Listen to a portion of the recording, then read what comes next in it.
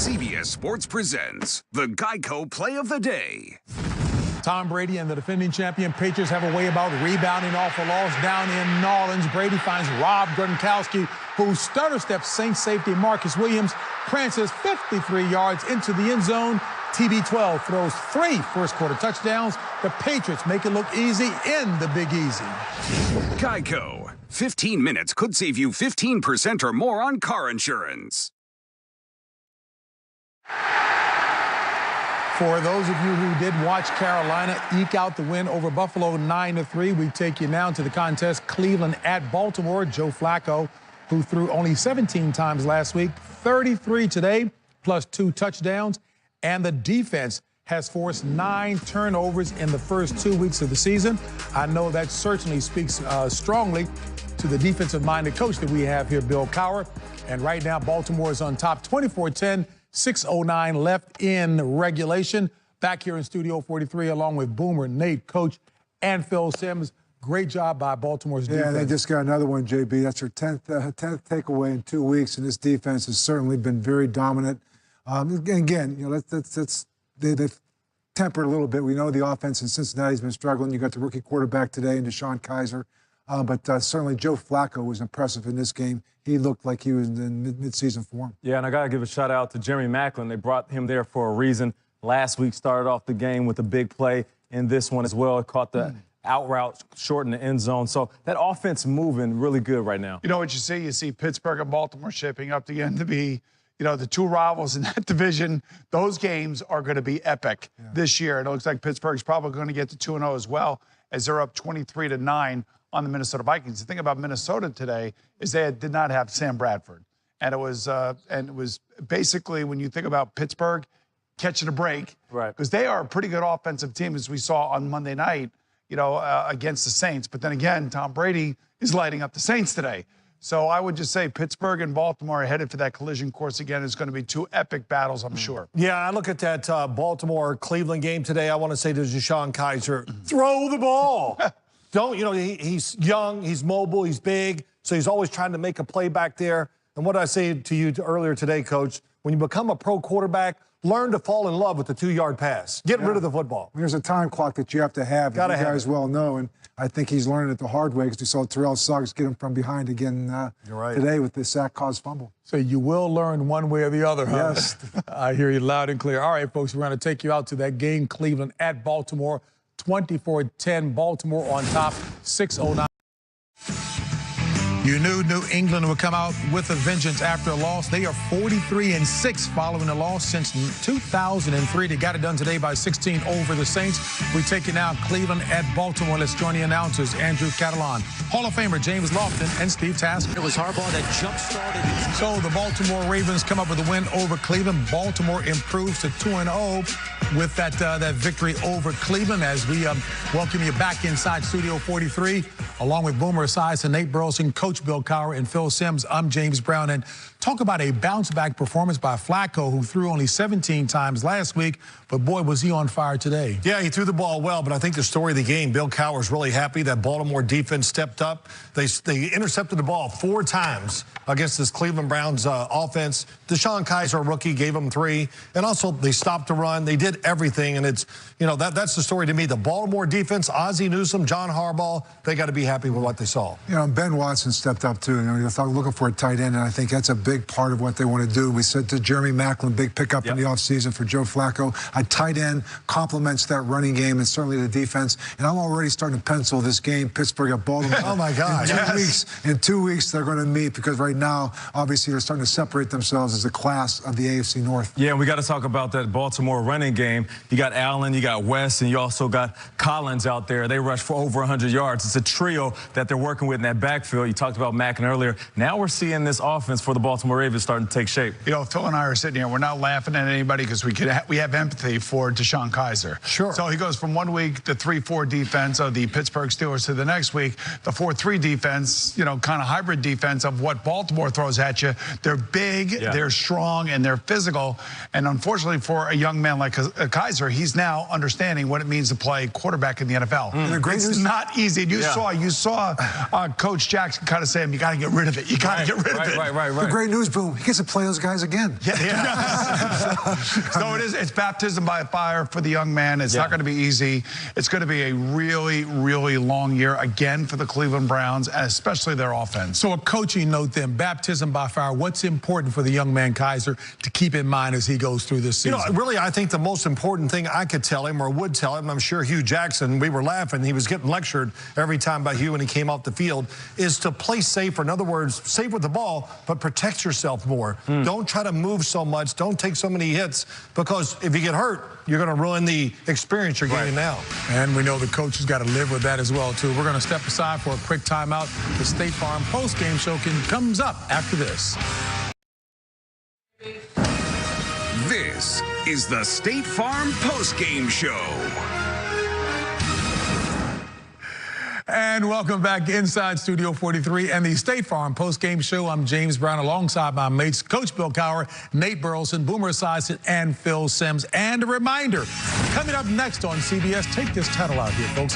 Professional bull riding, it's unparalleled danger, drama, and fierce determination, Bill. Man versus a 2,000-pound bull.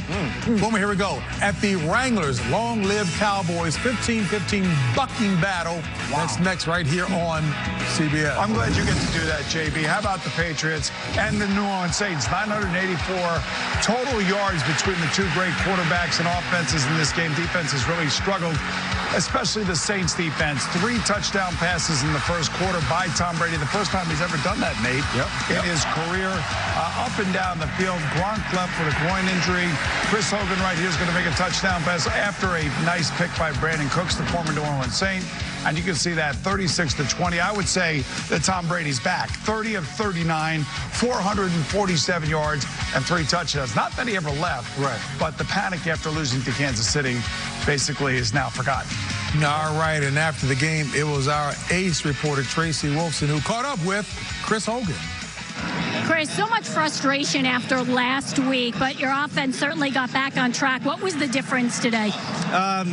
You know, we just came out here. We talked about it all week, putting 4 quarters of good football together, playing complementary football, you know, offense, defense, special teams, starting fast, keeping drives going, and, you know, not killing ourselves. And, you know, guys went out there and played really well today. You came in with just 3 wide receivers, and then Gronk goes out, Philip Dorsett gets hurt. It looks like you got a little banged up. What's the concern going into Houston now?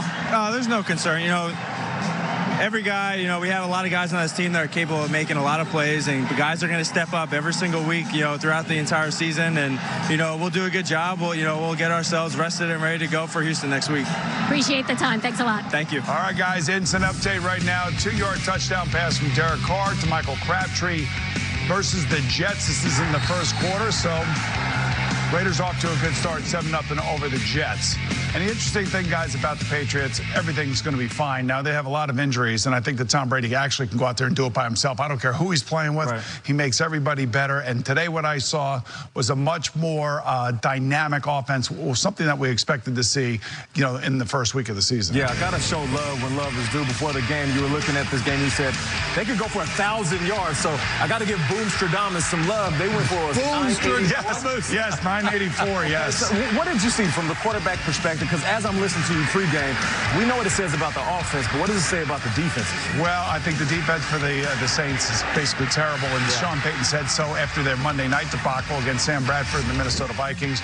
But looking at all the different weapons and all the new players that now all of a sudden get back involved here. Gillislee involved, Burkhead involved, Cooks involved, everybody's involved. And the amazing thing is it's all like positionless players. I mean, they can play anywhere on the field. And what I saw is a really determined Tom Brady. And as Tony Romo was talking about Brady in the pocket during this game, it was just perfect. He had quiet feet, and he wasn't getting nervous, and he doesn't get nervous in the pocket. So he just had a monster game, 30 of 39. You know, James White's another guy. I mean, talking about positionless players, a guy that he's like a receiver half the time. They put him out of the backfield, and that's what they do. I mean, they try to create mismatches. They have a package, and Tom Brady, you know, you spread the field on him. He sees the field probably as well as any quarterback does in the National Football League. And defensively, I'll tell you what, they still have 2 corners that can shut you down. The pressure will constantly be something we'll be talking about, I think, as this season goes on. But this offense is very potent. You know what I saw there today? A really bad defense. And that was the New Orleans Saints. I mean, you know, Tom Brady was great and all that, but, you know, last week we saw Sam Bradford just eat them up throwing the football. In New Orleans, they can't play zone because then they get picked apart. Their pass rush is not good enough. They can't play man-to-man, especially against a team like the Patriots, because they always have somebody that they're going to match up you against that you can't cover. And we saw that. We've all talked about it. The running backs, the tight ends, and it's always just extra when the wide receivers kick in there, too. There's no better team in the league with the next man up mentality. But even with that said, they're somewhat concerned seeing Gronk walk off the field gingerly. I mean, we know what we're dealing with Julian Edelman. He's off the field. But now Gronk, I mean, I hope that he makes it back on. I don't know how long they can battle up against injury, because we know injuries always win when it comes to trying to make it throughout the season. They will be playing one of the better defenses in the AFC, and that's the Houston Texans, who bounced back Thursday night. Yeah. And now they have 10 days of rest waiting for that New England Patriot team. And the question is can Deshaun Watson do something against this Patriot defense on the road in Gillette Stadium? All right, Phil Simms has taken a sip of his coffee because he's up next. Buffalo at Carolina. Okay, all right, JB, it was a slugfest, that's for sure. Cam Newton trying to get the crowd all pumped up before the game, but he's sacked by defensive end Jerry Hughes for a loss of 14 yards. Really slow getting up, went to the tip, but he did come back later. And this was a big play late in the game, 6-3, missed Christian McCaffrey for a touchdown, and that kept Buffalo alive for this last throw of the game. Oh, my gosh. And Tyrod Taylor stepped up in the pocket and just missed the throw down the field. So, to Zay Jones, 9-3. Cam Newton, rusty still after not doing much in the preseason, and it was a tough game. Jabril Peppers, 6 tackles, 2 sacks. And listening to the excitement between Nate Burleson and Coach Cowher, they were talking excitedly about the play of Luke Kuechly. After the game, it was Kevin Harlan and Rich Gannon with Luke. Well, Luke, congratulations, a great finish, but you guys played outstanding defensively, but you let this team hang around for 4 quarters. Yeah, we gotta do a better job on defense of getting the ball out. We always talk about forcing turnovers and getting some short fields for the offense, and we played a good defensive team today, and we just got to help them out, man, and that's the biggest thing. We got some sacks. We need to get some turnovers, though. Guys up front played great. We're just excited for a win. I know you hang your hat on your run defense. Today, LaShawn McCoy, 12 carries, just 9 yards. Just talk about bottling up the great back. Well, Coach Wilkes did a good job of calling a good game. Our guys up front did an excellent job, and those guys don't get enough credit. They played great last week. They did a good job this week, and when you got disruptive guys up there on a great rotation, it makes our job in the back end so much easier. So those guys played great. You know, you hate to see players get hurt. Just your thoughts on Greg Olsen going down with a foot injury. It's tough to lose one of your better offensive players. Yeah, you know, it's tough, but those guys on offense stepped up and did a good job. And Greg will do everything he can to get back. We hope he's all right. But Ed and Chris and those guys stepped up and did an excellent job. Keep it going, Luke. Congratulations. Thank you. Well, the 2 sacks were by Julius Peppers, not Jabril Peppers, but the Carolina defense today, they were all over Tyrod Taylor, Coach Cowher. Yeah, they really were, Phil. You talk about that linebacker core, Thomas Davis, Shaq Thompson, that front 7. They are relentless. As good as they are in the National Football League, to be honest with you, it was a great matchup for them because if they have a question at all, it's at the corner position, and this is not really a passing football team. So that defense was suffocating. But I'll tell you what, Sean McDermott went down there, and, you know, he's practiced for his last 4 years against Cam Newton. He gave him everything he could handle. We talked about that going in. Protege going against the mentor, Ron Rivera. And so they gave him everything they could. They just could not get anything going against that front 7. Kudos to the efforts of the Buffalo Bills, because I'll tell you, they came down there especially and on defense.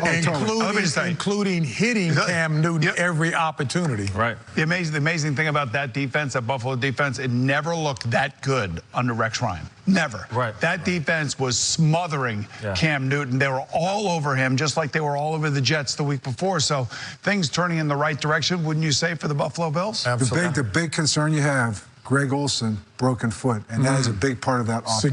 Significant. No better red zone target than Greg Olsen. But coming back to that game and how these two bottled up those quarterbacks. I mean, there's 2 of the more athletic quarterbacks in the league, and we joked about it being the slugfest, but credit to the defense coordinators implementing that game plan. But if defenses are going to do that to these quarterbacks moving forward, who else is going to step up? We need those running backs, wide receivers to make plays, just like Zay Jones with Tyrod Taylor at the end of that game. But you know what? We didn't see a car crash on the field with respect to Olsen's broken ankle. So take us through. Well, he was just running down the field and he pulls up, so we're not sure exactly. Some part of the foot he hurt, and you know, Nate, you're right. Really a big part of their offense. What's Cam Newton like to do? He likes to throw a lot of footballs high. Yeah. That's where he throws them. And Greg Olsen is a tight end and go down the seams and make those big plays for him. And to Bill's point, Greg Olsen himself said it was indeed a broken foot. Coach, if you were to take anything positive out of Buffalo with what McDermott is doing there from a coaching perspective, it would be? Oh, absolutely the way they're playing defensively. I think, like Boom said, I haven't played this well. These first two games are indicative. They've played hard. They're playing fundamental. They're playing smart. They can run the football.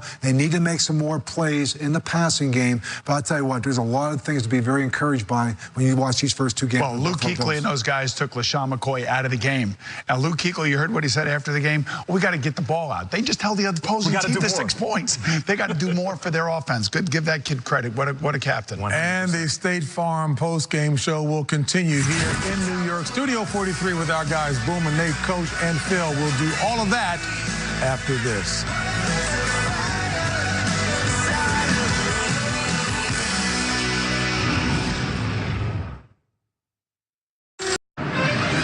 Hey, Phil, week 3 in the league gets underway with Thursday Night Football only on NFL Network.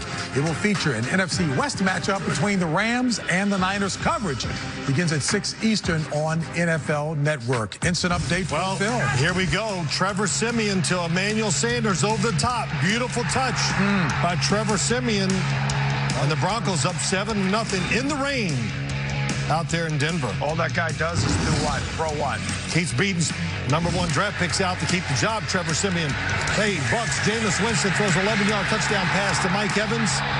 Put the Tampa Bay Buccaneers up 10-0, and Mike Glennon is intercepted by Robert McClain, who takes it 47 yards for the touchdown, and it put Tampa Bay up 23-0 at the time. 20 points off of turnovers that by the Buccaneers. They got it done big in that one. All right, Coach. Yeah, in Pittsburgh, Sam Bradford, he made the trip, but he was not healthy enough to go, so Case Keenum came in informed, but it was Ben Roethlisberger in this game. Here he's going to find Martavis Bryant for a touchdown. On the day, Ben was 23 of 35, 243 yards, 2 touchdowns. This is the shovel pass to Smith-Schuster.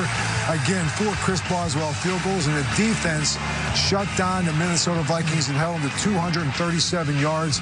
And the Pittsburgh Steelers won handily, 26-9 to go to 2-0. And Coach said he's got circled a game coming up in 2 weeks. But let's talk D again, Coach. Baltimore and Cleveland. Yeah, you're talking about Joe Flacco in this game. He will cut off the rust. He's going to find right here Buck Allen from 9 yards out. Flacco on the day, 25, 34, 217 yards, 2 touchdowns. And then he's going to find Jeremy Maclin at the end of the first half. I'll tell you the story of this was the Baltimore defense. 3 sacks, 5 takeaways, 10 on the year in 2 games. You know, giving up 10 points. Ben Watson had 8 receptions there for 91 yards as well. And after the game, it was our guy who should be a Hall of Famer, Steve Tasker, who talked with defensive back Eric Weddle.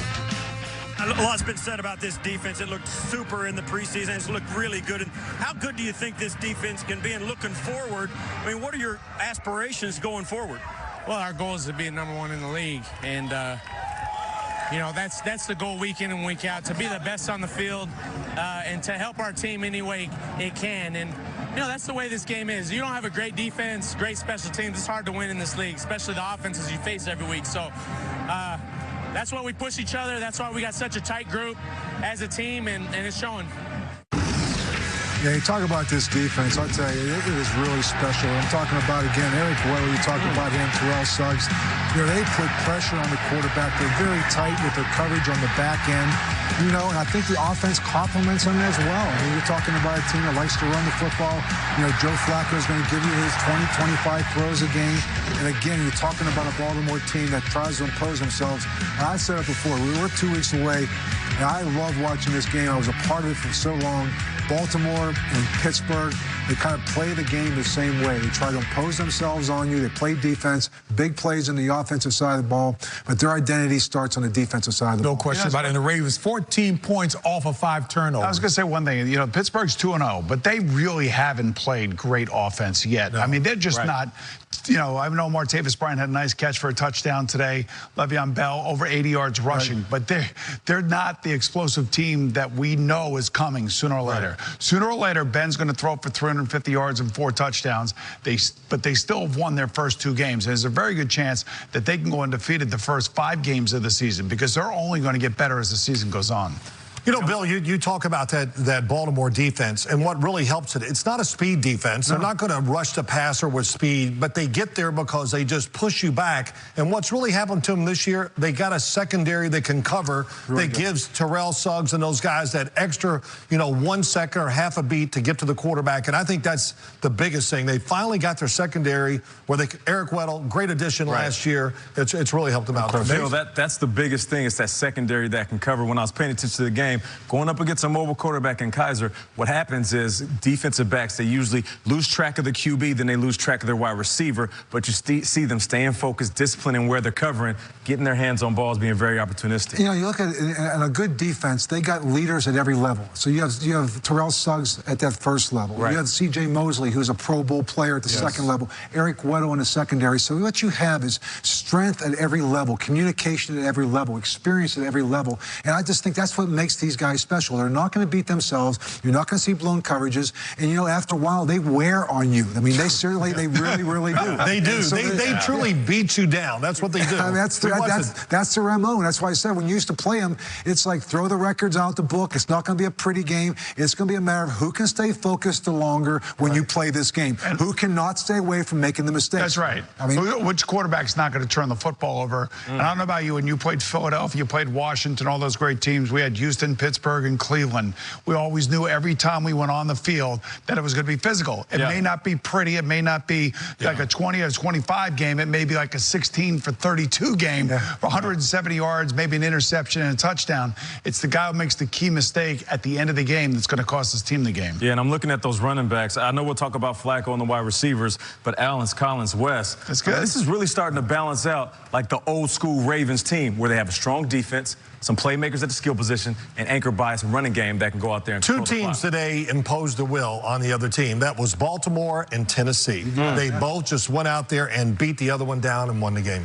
Coach Cowher really takes it 1 week at a time, but he's already salivating 2 week from now. He's talking about this matchup, Boomer, but you think he's fired up for that? Where do you see him that weekend? Oh, wait till Nate's season. Every touchdown pass, got it. Every touchdown dance, got that too. Every kickoff, every coach ticked off. Incredible shakes, of course. Fans that shake? Yep. Right place at the right time? Right place at the wrong time? Got that too. If it's NFL football and it happened, we got it. Never miss a thing with broadcast replays, condensed games, and coaches' film. NFL Game Pass. Kick off your free trial today. This is the State Farm Postgame Show. And welcome back to Studio 43, the State Farm Postgame Show. Reminder, folks, join us on Saturday for college football action. The SEC on CBS features top-ranked Alabama taking on Vanderbilt. Coverage 2:30 p.m. Eastern with college football, the drive to Atlanta. That'll be followed by college football today.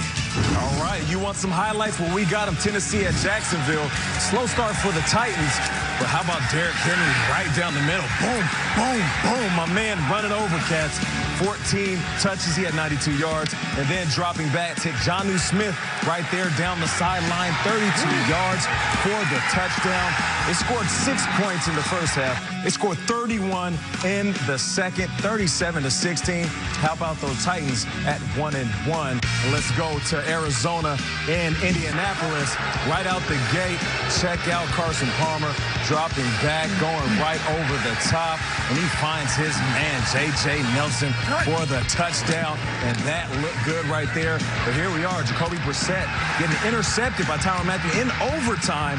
Phil Dawson was actually iced before they got in overtime. Dawson has another chance. The man is as old as my vertical. Yes, 42 and a half. Out there. Cardinals eke out a close one, 16-13. How about those Cardinals, baby? Boom, we saw Nate touch the ceiling over at Good Morning Football. Verticals? How about Kareem Hunt? He's got a vertical of how about he's 22, and he's running like crazy. And just like where he picked off against New England the other night. No, these two teams, I believe, are top 10 teams in the NFL. And this game really showed itself to be that way. It was 13-13 in the fourth period. And then all of a sudden, a deflected interception by Carson Wentz led to 14 points by the Chiefs. Eagles score late, go for a Hail Mary, 27-20. This is a really good football game, especially in the second half. Chiefs go to 2-0. All right, we got an update. Yeah, we got an update right here. Derek Carr feeding his man who got in the end zone earlier. Michael Crabtree, check him out. Getting in the end zone. How about Crabtree? This is 14-0 for Oakland. As soon as we look up, they might score again, but how about those Raiders? That's surprising. You know what? Coach Cowher has worked on us wonderfully because even though Kansas City got the job done with those offensive highlights we're showing, their D, 6 sacks for us. Coach, you've got us zeroing in. I mean, the defense was very good. And I'll tell you, with Kareem Hunt, this guy 5 touchdowns in 2 games, and you add that to an offense that's already, we talked about it, and, you know, Tony talked about it before with all the different formations that they give you. But, you know, when you look at Kareem Hunt, this kid, not just in the backfield running the ball, but out of the backfield, the matchup nightmare that he can be in his run after catch and contact, and, again, the patience he has, the explosiveness that he has. This is a very, very special back. Like I said, 5 touchdowns in his first 2 games of his career. Pretty special for a pretty special young man. Look at him. I mean, the guy can make people miss. The guy is great after contact. He's always falling forward, feet are moving, and a very good offensive line. Hey, we talked about this in pregame, guys. Look at the rookie running backs right here. Fournette, 40 yards. You know, they played okay today. I thought Kareem Hunt was obviously the better one of all of them. You know, Leonard Fournette's not playing with a very good quarterback, and Dalvin Cook was playing with a backup quarterback, so that probably had something to do with their yardage today. Yeah. But the one thing, I don't know if you guys felt this way, just watching Kansas City, Philadelphia, I just felt like both of those teams, I know it's early in the season, are definitely playoff-worthy teams. And Carson Wentz will learn. You can't throw those bad interceptions late in games. That game was really tight. It was a physical game. Both defenses flying all over the place. So I think that game there was against 2 really good teams, or with 2 really good teams that will be playoff teams. Give me your nuggets on Hunt. I mean, it's lightning and spikes, you know? Well, listen, I was watching him in college, and then I saw the numbers, and oftentimes people think that numbers don't translate. But what he did in college, this is exactly why he's so successful right now. The man is explosive, playing between tackles. Coach, you hit it. He can do just about everything, and he's not playing like a rookie. He's playing like a guy that wants to keep this starting job for a long time. I mean, I look at the guy. I mean, what's interesting, I think, for some of these guys is he ran a 4.6 coming out, but he plays faster than that. That's why some of these guys, why do they last so long? Why was he picked up? He runs a 4.6, but sometimes the numbers don't always indicate how fast they play the game. Boomer was a 5.3, but he played much faster than that. I don't know. Just don't get that.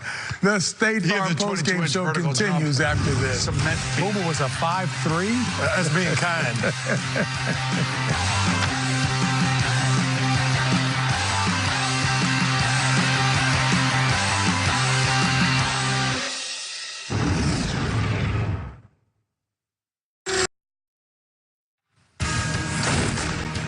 Next Sunday, the Ravens and Jags head to London, streaming live on Yahoo. That'll be coming your way at 9:30 a.m. Eastern. Then it's doubleheader action in Week 3 on CBS early. Many will see the Texans at the Patriots or the Steelers against the Bears later. In our featured matchup, it'll be the Packers hosting the Bengals. Our coverage on CBS begins with NFL Today. That'll be coming your way at noon Eastern. But now it is time to get an injury update from our NFL Today insider. That will be Jason Lockenfor in the newsroom. Hello, Jason. Hey, JB. Unfortunately for the Ravens, the injury news continues to be bad. Perennial All-Pro guard Marshall Yanda out for the season with a fractured ankle, a big blow for him after he was rolled up on. And also wanted an update, a story we broke this morning on CBSSports.com. It's kind of an unusual one. Lawrence Timmons, linebacker for the Dolphins, went AWOL on the team last night. Did not know where he was last night or this morning. Wasn't at the team hotel. They did locate him, scratched him from this game. He was inactive as a healthy body. I'm told more discipline could be forthcoming for him, and we'll have to wait and see. He was signed to be a veteran leader and anchor that defense, guys. Not the way you want to start your first game with your new club. All right, Jason, thank you so very much. And clearly my guys want to weigh in with some football knowledge, and they will be doing just that as we step aside for, again, a quick timeout. Come back with more of the State Farm postgame show after this. Tonight on CBS begins with 60 Minutes and one of the greatest writers of our time, John le Carré. Then catch all your favorite stars for the Primetime Emmy Awards. That'll be coming your way live. Stephen Colbert hosts tonight only on CBS. And we wrap it up with the final thoughts from our guys. Well, I got a couple here. One, the New England Patriots changed their defensive lineup today. It played much better. It took away New Orleans' running game so they couldn't control the tempo and let Drew Brees do all the throwing. The other thing, Tennessee, Derrick Henry, did you watch him today? He's not that Alabama running back anymore. He's kind of adapted to the pro game, more loose, limber, and he's going to take a lot of carries away from DeMarco Murray. And if you're Jacksonville, you have that great game last week. You go down and beat Houston, and I'm a believer. And then you go down and you're at home today and you completely You're just so mad because you picked them to win. Well, of course, yeah, I'm bitter. That's Bill. But to play like they did and just do nothing after you had a good start. Well, I got to tell you, sometimes it gets deflating, I think, when you're a defensive football team. They're a good defense, but, you know, when you know that your quarterback play is it's going to limit you and handcuff you, it gets deflating after a while. There's going to be a trickle-down effect from that. I'll tell you, the thing I'm taking away, I know it's just still early, but the Oakland Raiders, I know, the Jets just scored, but they're for real. And I think you look at the AFC, I see New England, I see Baltimore, I see Pittsburgh, I see Kansas City, and maybe Denver. So, I mean, I know it's a bunch of teams, but you're starting to see a little bit of a separation of the quality of teams, even though it's just week 2. Barring injury or not, I think it's going to be a great race in the AFC. Real quickly, instant update. All right, here you go for the New York Jets. It's Josh McCown, about 38 yards. Look at this down the field to Jermaine Kearse, the former Seattle Seahawk, and what a nice throw and catch. 14-7, Jets finally on the board. Yeah, you know, my final thoughts on the day, it's really the Arizona Cardinals. I'm looking at what they went through last week with losing David Johnson. I mean, the #1 guy, the one that is a pillar of their offense, bouncing back. Now, it's not the pretty game to pick, not the sexy pick, but they eked it out. 16-13, 11 straight games with the takeaway, and none bigger than an overtime one that Tyrann Mathieu had. You know, for me, Tennessee, getting back, you know, in the winning column, especially going against Jacksonville down there after that disappointing loss to Oakland. Also think that Kansas City is for real, you know, and you take a look at their different athletes that they have. Alex Smith, this was like an Alex Smith type of game. It wasn't exciting. Made a couple first downs running the football, get out of trouble, getting, you know, running with his legs and stuff like that. Played a Alex Smith type of game, and it's good to know that he could actually do both. One-word description of Phil. Handsome. No?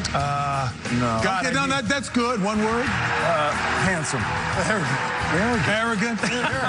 Irritable and lovable. Stodgy. We'll see you next week right here That's on what he is. CBS. I got a final thought.